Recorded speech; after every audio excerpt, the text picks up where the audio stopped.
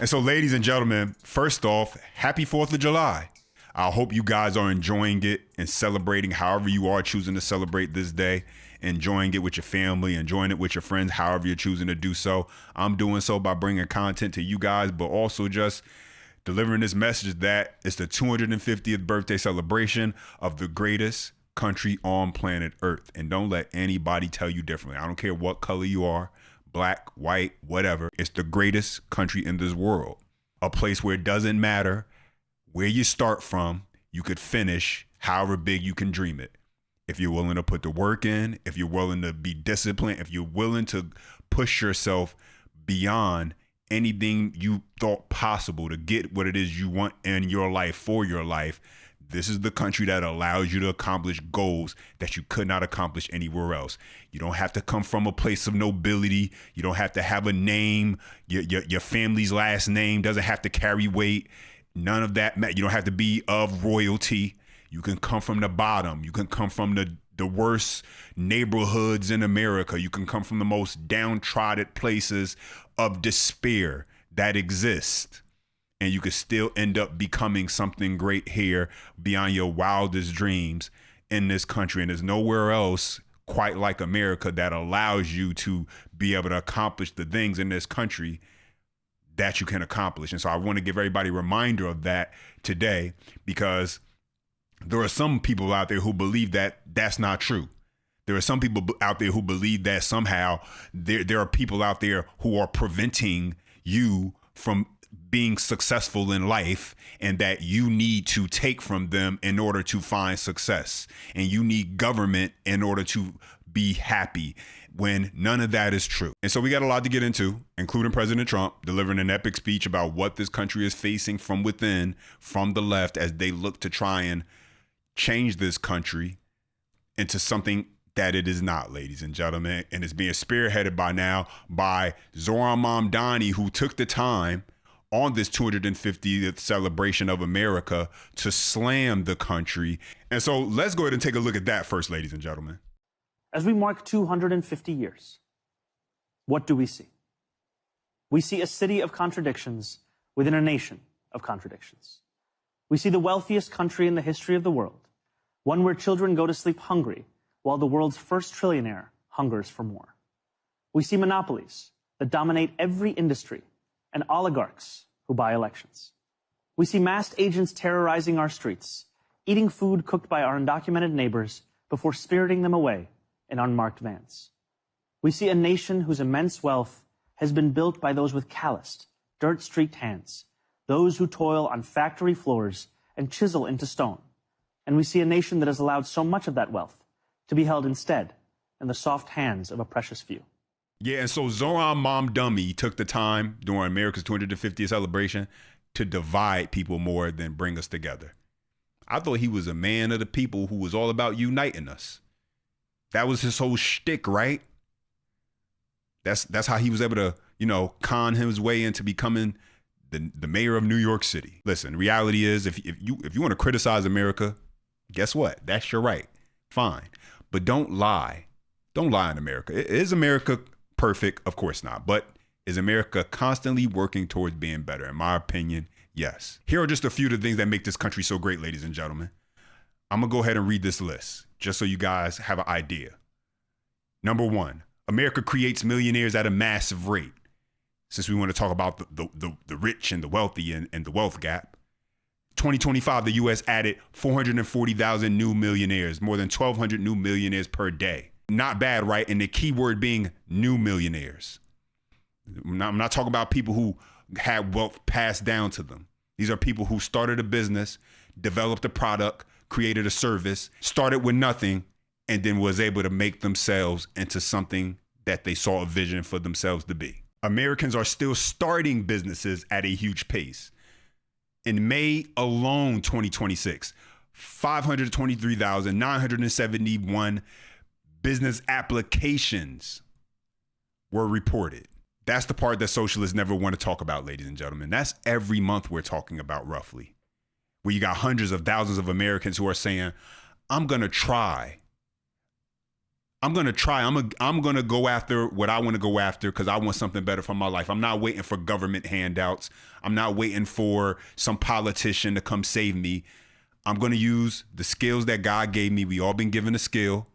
I'm going to use my ingenuity. I'm going to use my knowledge. And I'm going to make something out of myself because I see something better for my life. Hundreds of thousands of people say that each and every day. Here's another point. He's talking about poverty. Yes, poverty exists, but Americans are not trapped in poverty. The Census Bureau reported the official poverty rate fell to 10.6 in 2024. With 35.9 million people in poverty, the supplemental poverty measure was 12.9, according to reporting on the census data. And so it's not about where you start. Like I said before, in this country, you have an opportunity to change where you finish, unlike anywhere else. And you don't need government to tell you, hey, just let us take care of you.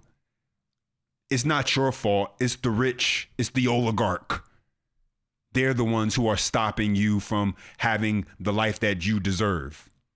And if you just give us the power, if you just let us take from them, then we'll give it to you and things will be all better. But that brings us to the next part where you got Trump. He delivers this epic speech denouncing communism ever being allowed to take control in this country. And so check this out. Yet as we approach this magnificent anniversary, we see our American identity under a renewed attack. A generation after we fought and won the Cold War against the menace of communism, there is now a resurgence of the communist menace in our land, including from newcomers to our country who embrace ideas totally opposed to our way of life and our great success. These are not mere political disagreements like differences over taxes or regulations. Communism is a mortal threat to American liberty. It is the greatest threat to our country, including World War I, World War II, Pearl Harbor, or even 9/11. We're not going to let this happen to us. Believe me, we're not letting it happen. Because communism is the enemy of free people everywhere in the world. Never works. It's the enemy of the Constitution. Above all, it's the enemy of July 4th, 1776. It is the enemy indeed. Even while the radicals and extremists attack our incredible history at every turn, they are silent on the miserable history of communism itself because it never worked. Thousands of years, if you look at it, under different names, under somewhat different ideologies and systems, that system has led to more death and destruction than any system ever tried. It killed 100 million people just in the last century alone. Communism is the exact opposite of life, liberty, and the pursuit of happiness. It's death, tyranny, and the pursuit of evil. The godless communist morality states that anything is justified to bring about inhuman visions and to really propose what's good. They don't want good. They don't love God, and they don't want God. They don't love religion, and they don't want religion, and they won't have it. But we will not let them win. They have no chance against us. They have no respect for law, justice, principle, tradition, or your God-given rights. It's an ideology of mass theft, mass control, mass lies, and mass murder. Such doctrines can be given no quarter in a democracy because the first thing they do when they get into power is turn around and destroy it. It always is destroyed, just as communists have done in other countries all over the world, no matter where you look. Very simply, communism represents the worst ideas and abuses in history by the worst people. The American founding represents the best ideas and traditions in history by the best people like you. You can be loyal to Karl Marx, or you can be loyal to America. You can be a communist, or you can be a patriot. You cannot be both. As for those who peddle Marxist lies about our heritage, tell our children that we live on stolen land, or that our heroes were oppressors. They're doing something much worse than slandering our past. They are slandering and attacking our future. Not going to let that happen.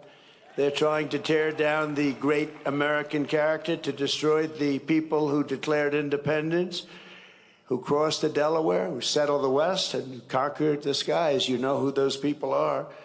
But we will never let that happen. Our American ancestors did not shed their blood at Concord and Trenton, Gettysburg and Shiloh, Midway and Normandy, just so that a band of thieves, radicals, and lunatics could come in and loot, pillage our nation. Our heroes died to win, build, and to save, and to build truly a great country, the greatest country ever in the world.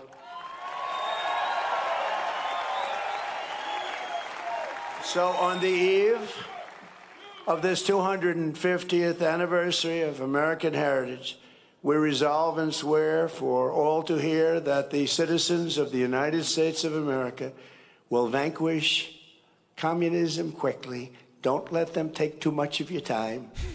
You know they're wasting your time, don't you? But we're not going to let them take too long or too much of our time as they play their games and send them into exile. We will send them quickly away, and we will continue to build our country bigger and better and stronger than ever before. America will never be a communist country.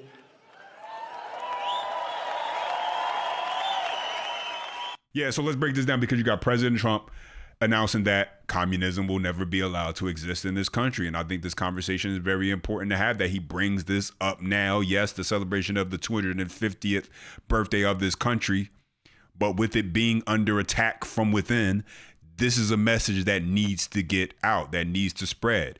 Part of the reason being because of how the left has been trying to rebrand exactly what communism, they're calling it socialism right now, democratic socialism, how they're trying to rebrand it as this wonderful thing that you just got to give it a shot. And if it's done right, then it'll be so magnificent.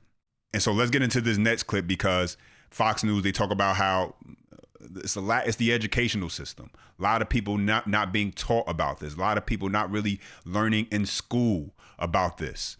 You know, in schools right now, they want to teach you about your pronouns nowadays, that they want to spend more time about how to speak to people socially and using the correct pronouns more than they want to talk about this. And so check this out. Why are we seeing the rise of socialism?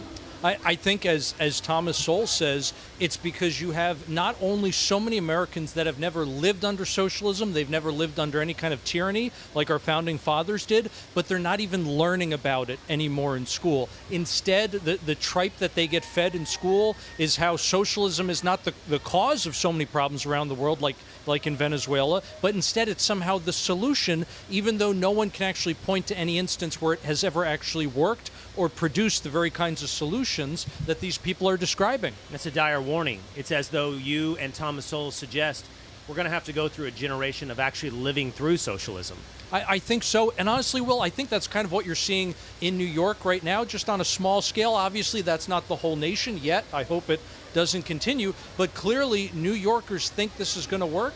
And no matter how much you or I or anyone else, Thomas Sowell, tells them otherwise, I think they're just going to have to live through the experience. They're going to have to learn it firsthand. Yeah. And so you just heard that. And the biggest problem we have right now, in my opinion, is you got a group of people, and I'm going to be very blunt when I say this, ladies and gentlemen, white liberals. Now there are others who are also going this group, but white liberals overwhelmingly are leading the way with this. Let's just talk facts and reality.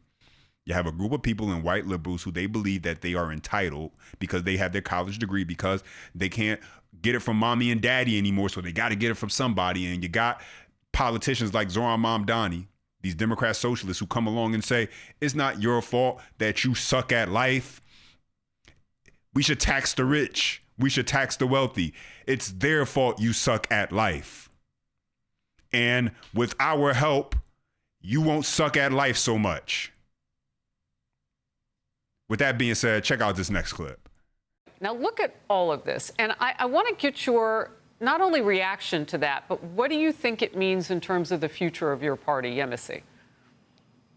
It feels like people who have never really had to work, and we know Malat hasn't had a very traditional job, and this is reflective of a lot of people that are in DSA. They have led very privileged lives where they've only had to sit and ponder about what hard work is and never had to actually do the hard work. And I think that's reflected in a lot of their ideology and a lot of their platform. It's not connected to the steps that take real policy wins to make happen.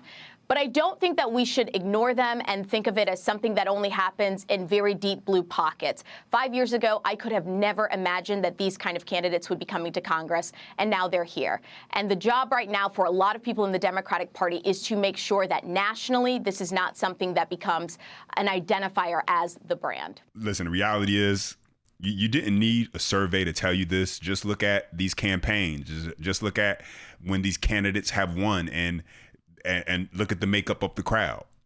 It's always just a bunch of white liberal women and soft-looking men in the audience. I mean, that's all you see. So, I mean, the stats are pretty much playing out exactly what you see when they've won these elections that they have won and what their crowd looks like who are cheering them on, that are there supporting them. But that takes us to the next clip where you got Ron DeSantis, the Florida governor, speaking on Zohran Mamdani, but also speaking on looking back at the past 250 years and just how fortunate this country is because of the founding fathers. And so check this out. They come from God, that's it. There's no more debate about it. Government's either got to be limited or not. If it is, then we always have to have limited government. And when I see the Mandamis of the world, they're basically offering these ideas. They claim they're progressive. They're really regressive. They're things that the founding fathers rejected. They're ideas that have failed throughout history. And we have a chance now with 250 to look back and say, we're inheritors of an awfully good legacy. We got lucky to have founding fathers pledge their lives, fortune, and sacred honor the way they did when they did it.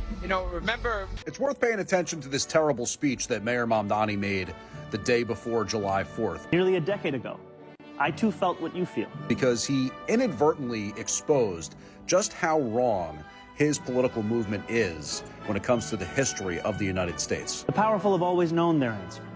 America, in their view, is an arena of supremacy, where only a select few are allowed freedom. In reality, what the powerful did in the 1700s to make America what it is today was put their lives on the line.